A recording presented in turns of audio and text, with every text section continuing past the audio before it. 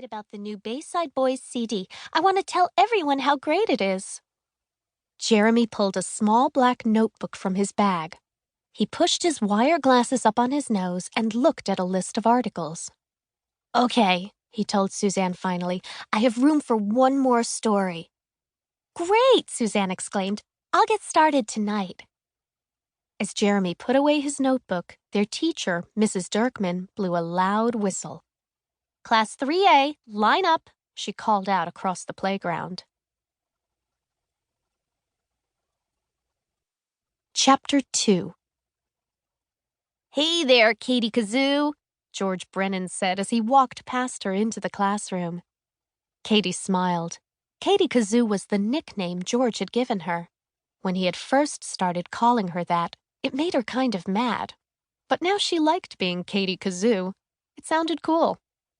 Hi, George, she said. So do you know what the rug said to the floor? George asked Katie. Katie laughed. That would have seemed like a weird question from anyone else, but Katie knew it was just one of George's jokes. George loved to tell jokes. No, what did the rug say to the floor? Katie asked. I've got you covered, George exclaimed. He laughed at his own joke. Katie laughed too. If you like that one, you'll love this one, George continued. What did one cucumber say to the other cucumber? What? Katie said. If you'd kept your mouth shut, we wouldn't be in this pickle, George told her. Katie giggled harder. That one was really funny. Katie, please find your seat, Mrs. Dirkman interrupted. Katie blushed. Quickly, she scrambled to her desk.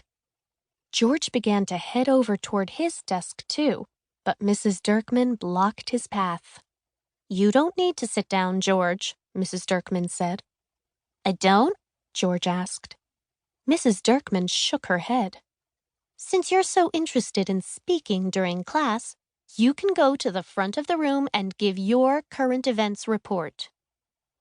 Usually George hated when it was his turn to talk about current events. But today he grinned as he pulled a newspaper article from his binder. My article is about the movie Tornado, he told the class. Before he could say another word, Mrs. Dirkman interrupted him. That's not really current events, George, she said. George looked very sad, so sad that Mrs. Dirkman said, Well, why don't you tell us about it anyway?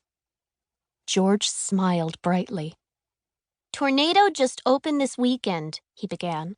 It earned almost $75 million in ticket sales. That's a lot of money. A lot of people think that it could be the biggest selling movie of all time. They think it could win a lot of awards, too. All those people are right. Tornado is a great movie. I should know. I saw it with Kevin on Saturday. Wow! Everyone stared at George and Kevin. It was hard to believe they had been brave enough to go see Tornado. The ads on TV looked really scary. Any questions? George asked. You were always supposed to ask for questions at the end of your current events report. Was the movie as scary as it looks on TV?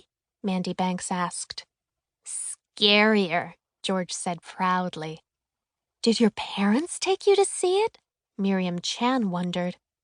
Nope, Kevin's big brother Ian took us, George said. Did you sit through the whole thing? Manny Gonzalez asked.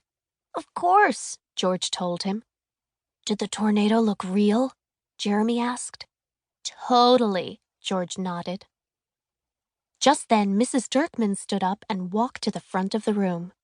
Thank you for that report, she told George.